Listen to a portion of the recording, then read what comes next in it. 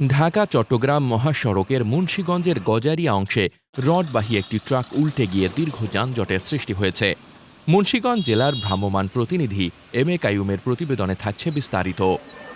18 April শুক্রবার ভোররাতে এ দুর্ঘটনার পর জামালদি থেকে ভবেরচর বাসস্ট্যান্ড পর্যন্ত প্রায় 7 কিলোমিটার এলাকায় যানজট তৈরি হয়। ফলে ভোগান্তিতে পড়েন যাত্রী ও চালকেরা। প্রত্যক্ষদর্শী ও পুলিশ সূত্রে জানা গেছে, ভোর আনুমানিক 4টার দিকে ঢাকা চট্টগ্রাম মহাসড়কের ঢাকামুখী লেনে মেঘনা ব্রিজের ঢালে জামালদি এলাকায় একটি রডবাহী ট্রাক নিয়ন্ত্রণ হারিয়ে উল্টে যায়। এতে ট্রাকে থাকা রডগুলো চারদিকে ছড়িয়ে পড়ে এবং মহাসড়কে চলাচল পুরোপুরি বন্ধ হয়ে যায়। ট্রাক সরাতে বিলম্ব হওয়ায় যানজট দীর্ঘ হয়।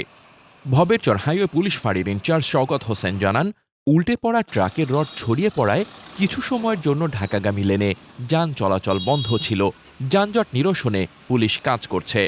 সকাল 8টা পর্যন্ত যান চলাচল পুরোপুরি স্বাভাবিক না হওয়ায় সড়কে গতি ধীর হয়ে আছে। অন্যদিকে কিছু যানবাহন উল্টো পথে চলাচল করায় পরিস্থিতি আরও জটিল হয়ে ওঠে। মোহাম্মদ শামীম রেজা, দৈনিক খোলা চোখ। আপনার স্বপ্নের যাত্রা হোক ফ্লাই ইনফিনিটির সাথে।